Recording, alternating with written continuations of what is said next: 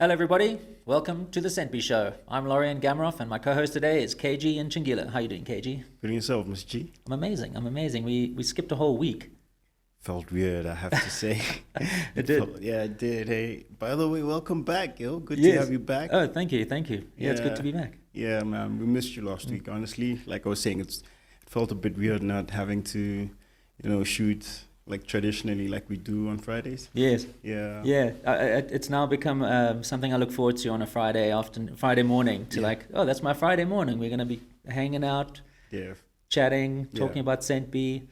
So it's true. I'm now in the habit, and we were saying that if we are remote, if I'm out of the country, or if we're not around in the same room, even we should just do Zoom calls. I mean, that's what everyone does, right? Tech. Yeah, we need to take advantage of technology. Yeah. Yeah, but I think the important thing though is that of course we'll have guests like that, and we still haven't had a guest on the show, but we definitely will have guests. Def. But we have remotely. We're gonna fill you up with that soon. Yeah. Okay, yeah. But I think we should make a habit of if we're going to be meeting, we should be together here at the office. We should get out of bed and make our way here.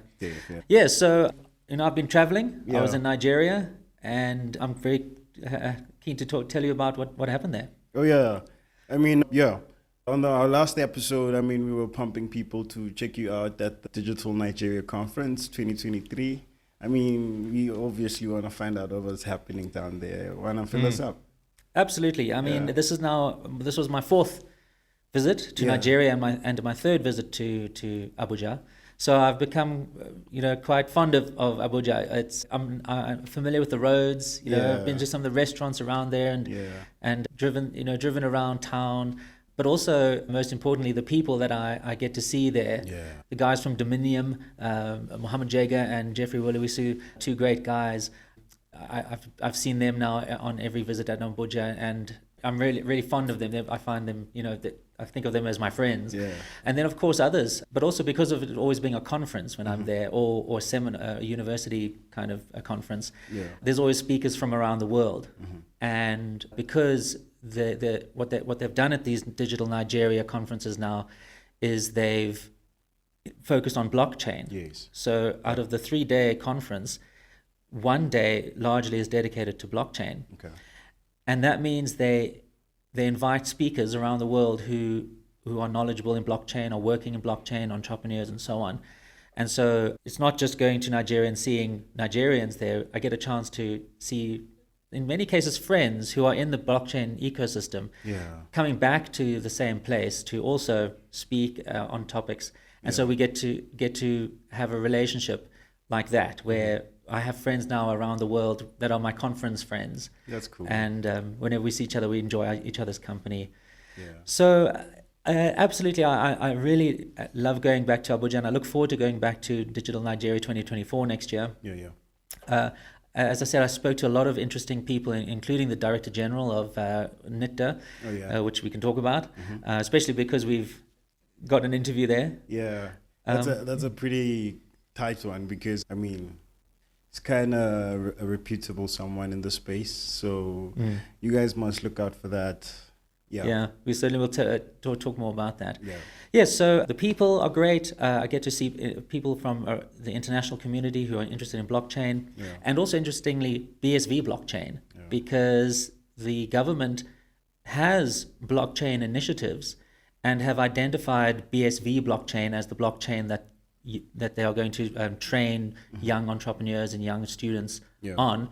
And so those people that are invited are generally Bitcoin SV, BSV blockchain entrepreneurs or educators. Because I was about to ask, what type of crowd does these conference attract? I'm sure, it's quite important to have a young crowd to be, educated about such. So I actually wanted to ask, what type of people actually come to such conferences?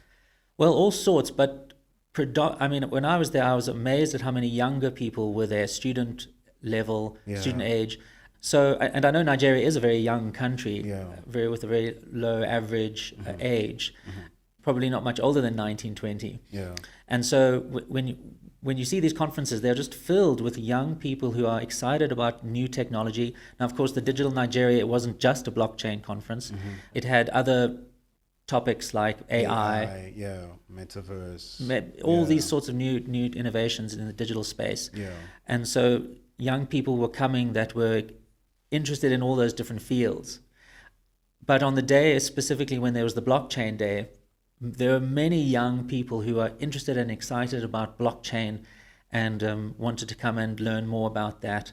There was a BSV Association booth that they could come and ask information, they can get information from. So very young people, but then of course, all the way up, businessmen and women, politicians. There was the Minister of Communications was there. I got to sit next to him and chat to. That's pretty cool. Sorry to cut you there, but that's pretty cool because just capturing from that, it sort of like brings everyone into one room, you know, like from youngsters to, you know, reputable people in the industry. Absolutely. That was why it was so interesting and nice, because by being there you could bump into everybody, entrepreneurs, enthusiasts, businessmen and women leaders who have companies, and then of course the in the public space, heads of ministries and senators and so it was a very interesting conference with lots of interesting speakers, lots of interesting people. On the last day they had a dinner and an incredible band with performers. Nice. So worth it. So I must say I very much look forward to going back in 2024, just for all those reasons.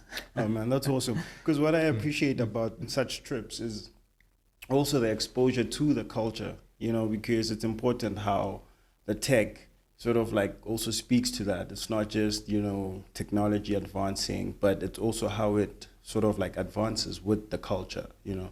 So it's pretty awesome having to experience Abuja like that. Very much. And remember, it has a massive population of young people who have a great interest in new technologies, blockchain being one of them. And so Centbee's reception there has been frankly overwhelming. I think right now we can speak to some of the issues we've been having with our new launch of version 4 and Nigeria top-ups. So, you know, we've been too successful too quickly. You know, the version 4 really does bring a much nicer experience, I think. I think we look at these small changes and you think, how can they make a difference? But Centbee definitely now looks slicker and more professional. The addition now of top-ups, especially in a country like Nigeria, means that Centbee, just like it has been in South Africa for years, because we've been working here for years, you know, where we have a full end-to-end experience in Centbee. You can easily take your Centbee wallet to a shop, over the counter, get BSV into your wallet, and then immediately go and spend it on things you need, like Steam and Uber and whatever. Now that's been working in South Africa really great, and that's why we have quite a large user base here in South Africa. But finally now we have it in a place like Nigeria. Of course, we have had credit card top-ups for a few years, but it doesn't work everywhere. But now the Abuja, this last piece of the puzzle has meant now that Nigerians can easily now get a Centbee wallet, top up their BSV wallet, and then have access to all the cool features that Centbee has. Being able to shop for the things you want and you need, being able to send money to bank accounts around the world. So now we've got this fantastic population of young people, enthusiasts, wanting digital money, global, wanting to buy things, and we have the full experience now from end to end. So now we're experiencing that. We're suddenly having this massive inflow of users, and we're now are needing to upscale. We're needing to get, you know, make sure our infrastructure can maintain that. That we have enough people on support, because obviously when you have more people using your service, more support calls come in. Definitely, and that's something we pride ourselves with. You know, we always have. We are available. You know, like people hit us up on Telegram, on socials. We are available. So if you have any issues, remember to drop us a mail at support@Centbee, or also hit us up on our socials. Cool. So support, and so now we because of our success, now we have to really try and deliver the service that our users have come to know and appreciate. We must make sure we sustain that. Yeah. So it's a very exciting time for Centbee. Yes. We're very happy about it. We talk always about it, about how, great things are going. Yeah. And I really think, that we do have the right product at the right time. Mm-hmm. And I think anybody who tries Centbee will really appreciate its simplicity and its low cost. The BSV blockchain makes it very low cost. Yeah. And of course, social, leveraging social aspects with ChatPay. Yeah. So I'm very excited about the future. Oh, that's awesome, Mr. G. Thanks for that, yo. But I'm going to take you back a bit just to find out, like, you were one of the guest speakers, actually. What was the topics that you touched base on, actually? Yeah, so every time I go to these conferences, wherever it is, if I ever speak in public, and in private, of course, but in public, one of the things that I always wanted to try and re-emphasize is that Bitcoin blockchain, or blockchain as it's generally known, was never intended to be this anarchist tool, this decentralized tool to undermine existing regulatory frameworks and all that sort of thing. So I always want to bring people's attention to the original vision that the creator of Bitcoin had, which was not to create a decentralized system that couldn't be controlled or governed, but to create a system that works within all the rules around money and payments, and also just general data and computer operations. So, the fact that he created Bitcoin with proof of work, where proof of work isn't through just sheer processing power secure the network, but to force the mining operators to become visible to law enforcement and accountable to law enforcement. Yeah. From that aspect, from the transparent nature of blockchain, all of the rules around money and payments and that were built into the network.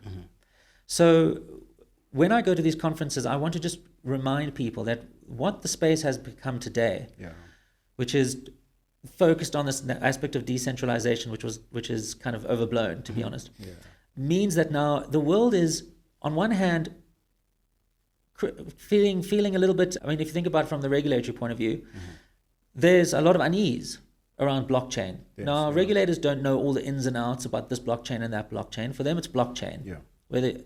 So if everyone's talking about payments that cannot be stopped, things that cannot be controlled, of course they're going to now say, all right, well, until we know more, we're going to just put a lid on all this. Yeah. And so even the good guys, if you like, the guys who are creating regulated companies and complying with the rules around payments and that, even you guys, I'm sorry, we just put you in the same bin until we can figure out this mess. Yeah. So that's something I always want to try and just bring up, is say, look, this was not meant to be about all this anarchist stuff. This was meant to be about creating a regulatory framework that can make payments more efficient and have all these other positive knock-on effects. So I always actually spend probably about 80% of my talk about sometimes the history of Bitcoin, what it was meant to be, and all that. Now in this one, and I think the talk should be up soon, the Minister of Communications was there, as I was saying, and his talk, he talked about knowledge, because the government there has a great interest in training people and upskilling them to make use of this incredible workforce, this brain force that they've got, young entrepreneurs interested in technology, wanting to learn. I mean, that's a massive potential there. Hungry Nigeria nation. can explode. Yeah. So, of course, knowledge and skilling is very much a theme. And the Minister, Honourable Minister Dr. Bosan Tijani, a very interesting, a very imposing man, he spoke about knowledge and, how people should look at knowledge and learn things and all that. And interestingly, and then, of course, the Director General of NITA introduced everything after him, and then I came on. So it was very nice that he had spoken about knowledge. He brought up knowledge in his talk. Yeah. So watch his talk first when you get a chance. It's like a proper sequence. Yes. In fact, you can watch his, and then it's the DG's speech, and then I talk. And this one, I went even more basic than that. I spoke about knowledge generally, and about how it's important to not just watch the popular guys, the social media stars, and think that you're going to be learning information. Yeah. Or also other things like, I even mentioned something called the Dunning-Kruger effect, which is where, and it goes something like this, where the less you know about something, the more you think you know about it. True. Yeah. And I just use the analogy of a cake. If you see a brown cake, you think it's chocolate. I know everything about that cake. Yeah. But then when you cut it open and you learn more, suddenly there's all these layers. Vanilla and stuff, yeah. So I must say, I think I probably talked about that quite a bit. Just say, don't believe everything you hear. Yeah. Do the hard work. Go and learn things. So that was basically the talk, and that should be online soon. Oh yeah, that's very important, Ms. G, because if we look at like today, like it's the information age, so it's quite important for the youngsters to actually know that research and like taking time to educate yourself about what's out there is important, because there's also lies, there's also misinformation, but having to deep dive and do proper research and understand things in depth, that's what actually separates you from the bunch, So yeah, you guys should do more research, yeah. Absolutely. And I want to point you to the BSV Academy. There's a website, and I think it's on the BSV. I must get the URL. We can put it there. We'll put the link, yeah. bsvblockchain.org. Yeah. But I think there's an academy website, and that's what's called the BSV Academy. I think it is bsvacademy.org, yeah. Okay. Yeah. And there's a whole lot of videos and information there, and it's free, actually, yeah. It's free. Yeah. And I highly recommend people to go through that. It's very short and sweet. It's not complicated. And if you want to know more about blockchain and its nature and what it can do and can't do, I encourage everybody to go check that out. Yeah, guys, I'm sure we can take a break from just scrolling social media and stuff and just take time, educate yourself, Yeah, check it out, yeah. So anyway, Mr. G, yeah, we've been talking about the top-ups going crazy in Nigeria. How's that going? Yeah, we've had it live for about 3 weeks, I think just less than 3 weeks. Yeah. I think it was just before the conference on the 24th, so around the 22nd or 3rd, somewhere around there. It was actually. But we didn't say anything. We just mentioned it on our Twitter, on our Telegram. We didn't even put it on Twitter, really. We just said version 4. Yeah. Maybe we mentioned top-ups. Yeah. And of course, there's on our Telegram, then it picked up. And then I was gone for a week, and then I came back here to South Africa. Yeah. But while I was there, I could see things picking up and people using the service. I think we mentioned somebody actually did in our last show. We did. There was somebody, Krypton. Crypto Neo. That's it. Neo. Yes, he was the first person, I think he said he made a successful top-up. Yes. And he was shocked. Yeah, it was pretty cool. So then, of course, now it just picked up, and so we've had an overwhelming demand of people using the service. As expected. And it's obviously, that's grown organically. Mm-hmm. So even though we haven't gone out and publicized it and put it on our social media, it just picked up amazingly quickly. Yeah. So now that's of course led to some backlogs, and of course because it was a beta, Centbee is in beta 4 right now. Yeah. There are still improvements we're making and things, like for example, one of the issues where we can talk about, which is the expiry issue, and we'll mention that. Yeah. So we've been now, thankfully, because we didn't make it well known, only a few hundred people decided to dive in and try it out. But now we have to deal with that inflow, and we're now making sure our systems can handle that. Yeah. And so it's been quite frenetic, just making sure that we iron out whatever bugs there are in that beta launch. Yeah. And dealing with the issues that have been raised. And we've definitely had a lot of activity on Telegram. I think that's really where the largest part of our active community are, I think, to come for information. So yeah, it's been going great, but of course we've had some hiccups along the way, and I'm happy to talk about those, and we can see how we're working through those. Yeah, it's pretty normal, like for people to get excited. Yeah, Ms. G. So with the new top-up feature for Nigeria that's been added, like what could be some of the current like issues that our users are experiencing? Yeah, so what we've seen mostly on support right now are there are 2 issues that are coming up. Yeah. And one of them is the way that the order has an expiry on it. Okay. Now, what happens is when you create an order that you want, let's say you want to buy some BSV, so what you do is you'll go to the top up section in the main menu, you'll select Nigeria, and there'll be a bank transfer option. Obviously, before you see that, you're going to have to verify your identity. Yes. Remember that, guys. Yeah. And then it then says, all right, how much do you want to purchase? How much BSV do you want to purchase? And then you can put in an amount. And we've got a minimum limit, I think, of 10,000 naira. But also users will have limits that they can top up per day and per month. And that's a regulatory requirement. Again, it shows that we're complying with rules. So then you specify how much you want to buy, 10,000. You'll see that there's a fee that gets charged. And then what happens is you will create the order, and it will give you a bank account that you need to pay into. But it also says this will expire in 40 minutes. So the idea is that you should then do a bank transfer from your bank app. And then as soon as you've made that payment, after a few seconds or a few minutes, normally what happens is the transaction is completed.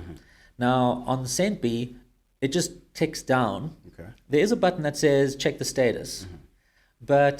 And that will keep checking to make sure that you've made the payment.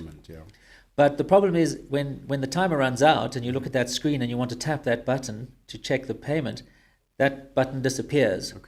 And so it looks confusing to users. It says this order has expired. And I'm sure a lot of users at that point are nervous, like, okay, I made a payment. Happening? Where is it? So that is a UI issue that we're going to fix, because all that is just saying it worked, but it thinks it's expired.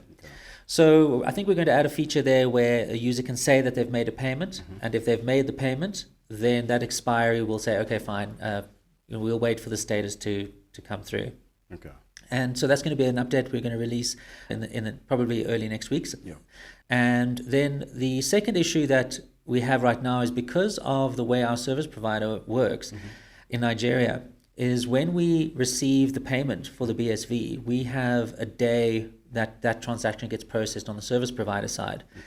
And so at the moment, since we have that day delay before we can get that money to then make the BSV purchase and deposit, we now have that extra lag. It's kind of like in finance, you get T+1 or T+2 settlement. So we've got this delay right now, but that is also something we can resolve as we now go through the beta program and we see how users are using it, and we get the expected sorts of volumes on there. Then what we will be able to do is then create a mitigation against that, have some kind of float that we can use to make the payment a lot quicker. So once we receive the payment from the bank, then we can say, all right, we can just pay the user instantly. So that's certainly going to be something we also put in place as we go through the next week or two of the beta program. So I think those are the two biggest concerns. The expiry, making it feel like it's expired, and then the delay in the payment. And then other issues as well are when users, let's say, want to make a 10,000 naira payment, but they pay 100,000. They make a mistake or they pay something different.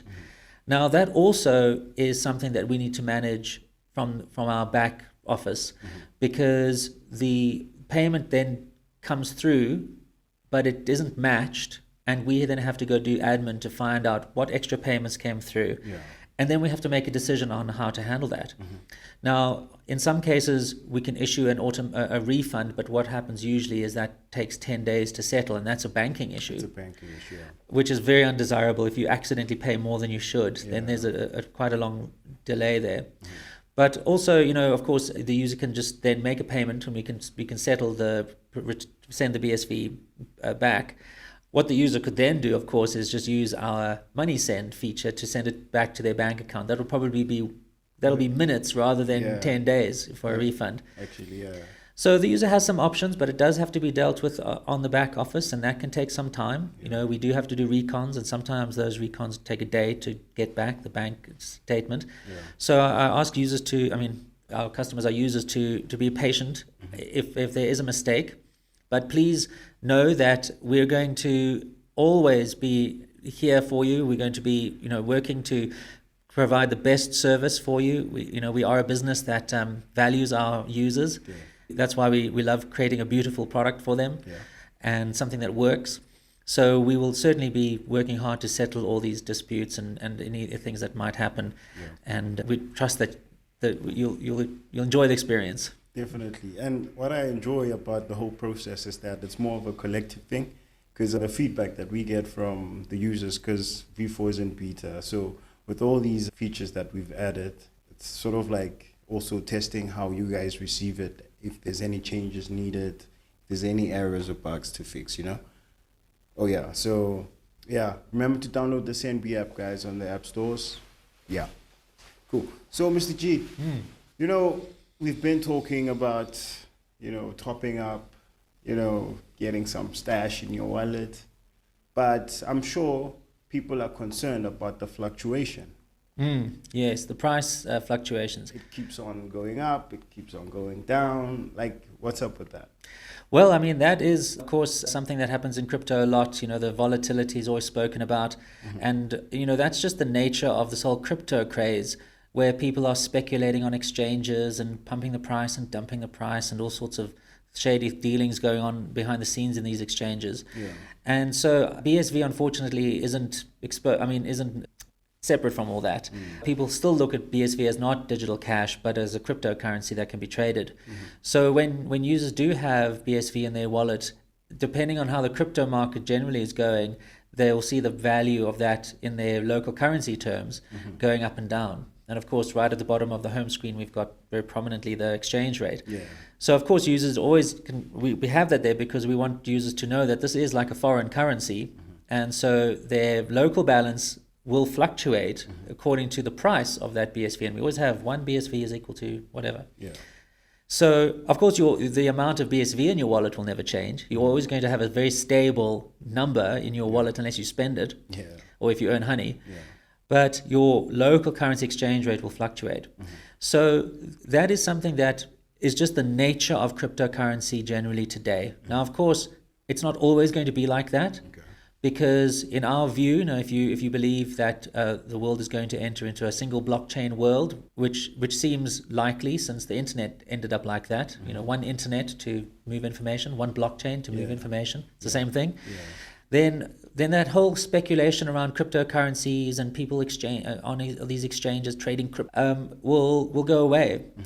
Now, of course, there'll always be markets and speculation around NFTs and ordinals and things like that, but the blockchains, I guess, that people are investing in when they buy the token, eventually those blockchains will fall away. And so people won't be speculating on the price of BSV apart from the natural supply and demand dynamic that comes from a utility blockchain. In other words, I need to use that blockchain because it's useful. I need BSV tokens, so I'm going to go and buy them. And if everybody wants to use BSV blockchain for all these interesting things, then everybody's going to want those tokens. And so, yes, the price will go up for those tokens. Price follows utility, not scarcity. Not scarcity. Yes. True. So, at least not scarcity alone. But so eventually BSV will enter into, if it becomes the single blockchain, which I believe it will, then the price of those tokens will not be speculated on, at least not speculated wildly, but there'll be a marketplace that correctly judges and finds the correct market value.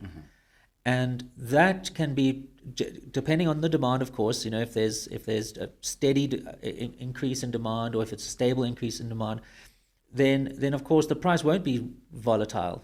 It'll be very much like currencies are today. So we're looking forward to that future. Of course, in BSV land, it's still a part of crypto land, but hopefully not forever.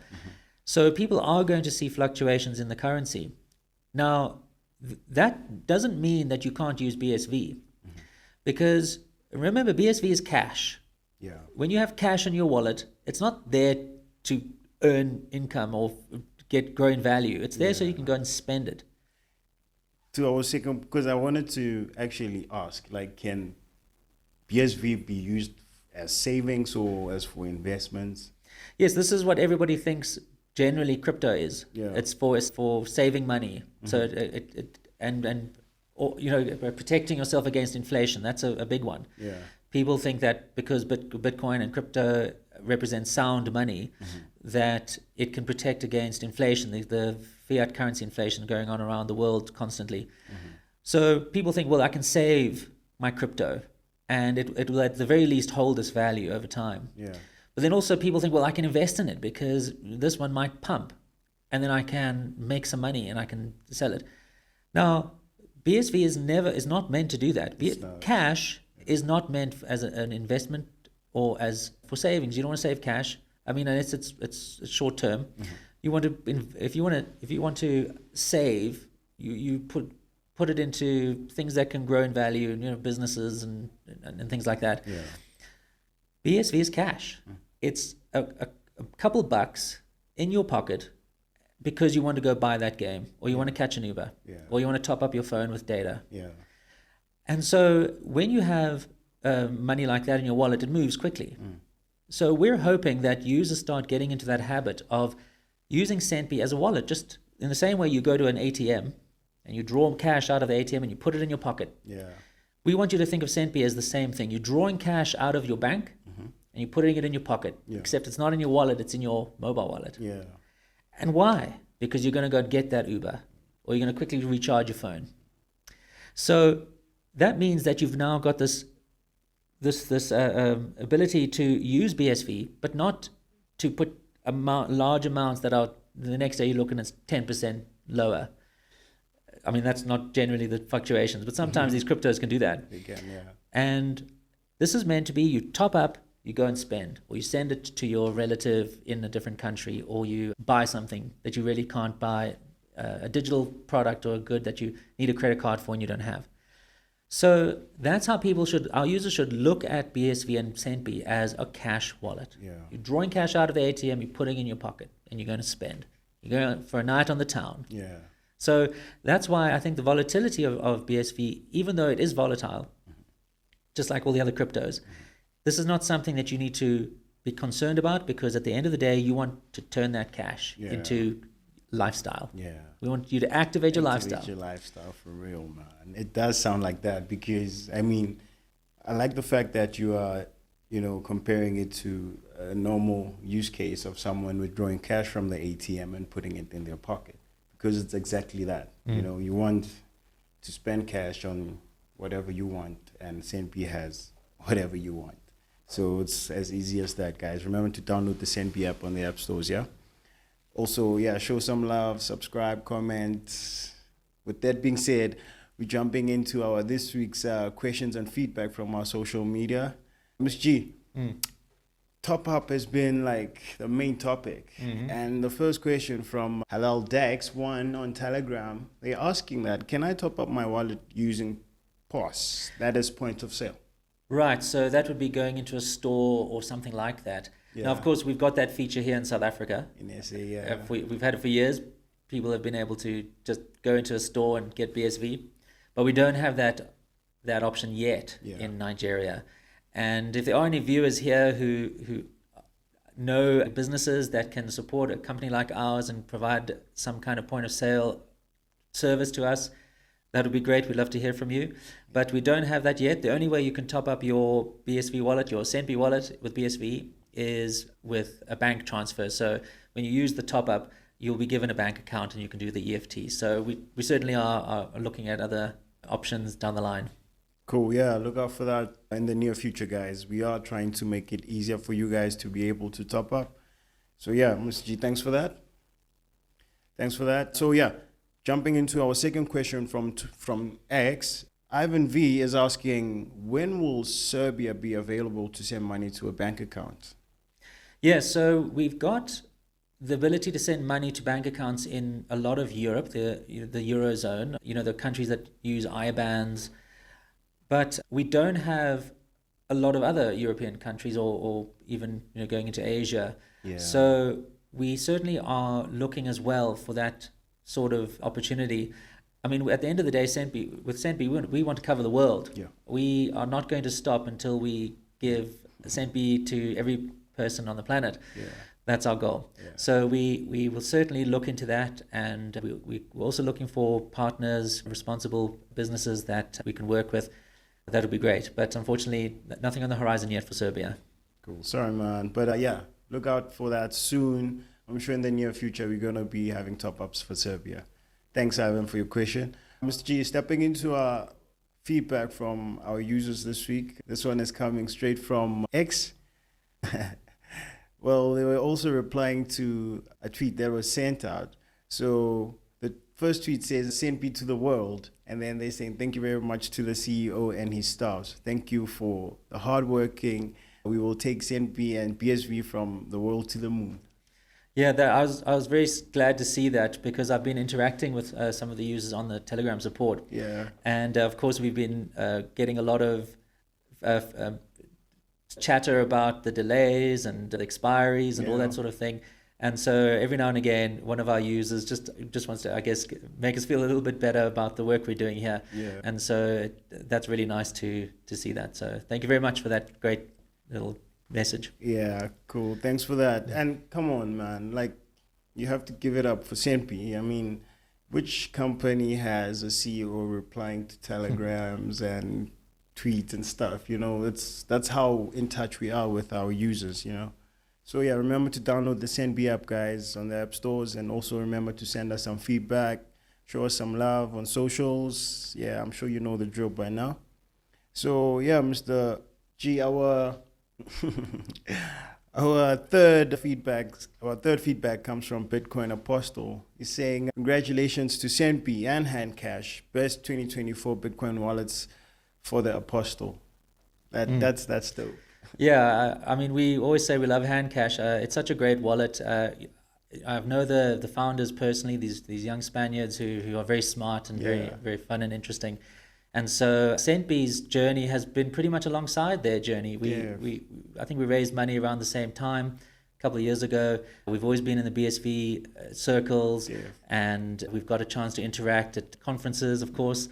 And so it's nice to see represented there with them. You know, we feel like they're our kind of brother or cousin wallet, because it does definitely serve a need that's different from Centbee's goals. And for especially young people who want to play around in the BSV ecosystem, you know, there's all sorts of games and collectibles and all sorts of fun things. And Handcash are really trying to create a platform where young people can come and experience BSV in a fun, interesting way, playing games, earning microtransactions, and collecting playing cards, and you know, all this really fun stuff. And they've got this open platform, so anybody can build an app or something and integrate into the Handcash ecosystem. That's cool. So they really are creating a place where young entrepreneurs can go, and if they've got an idea but they don't want to manage the whole complicated wallet side of things, they can just focus on a cool app or a cool game, go to the BSV Academy and learn how to write Bitcoin apps, and then go and build a fun app that somebody can use and put it on Handcash. So, you know, I'm very proud of those guys and very glad that they're creating such a nice alternative use of this idea of micropayments and microtransactions on BSV. So thanks, Bitcoin Apostle. I appreciate that we won that, and well done to the guys at Handcash. Shout out to Handcash, guys. Thanks for the love, yo. Yo, guys, thanks for tuning in. Yeah, it's been an awesome episode, Mr. G. Welcome back. Good to have you here. Yeah, thank you very much. Oh, and we mustn't forget, we are going to release the interview. Oh, yes. Yeah? Oh, yes, we haven't mentioned that. Yeah, oh, yeah. Our CEO here had the privilege to interview the Director General of the National IT Development Agency. Yes. Yeah. We're going to be also premiering that, so look out for that, guys. And remember to comment, show some love, subscribe there. Yeah, guys. Thanks for tuning in to the Centbee Show. Please come back soon.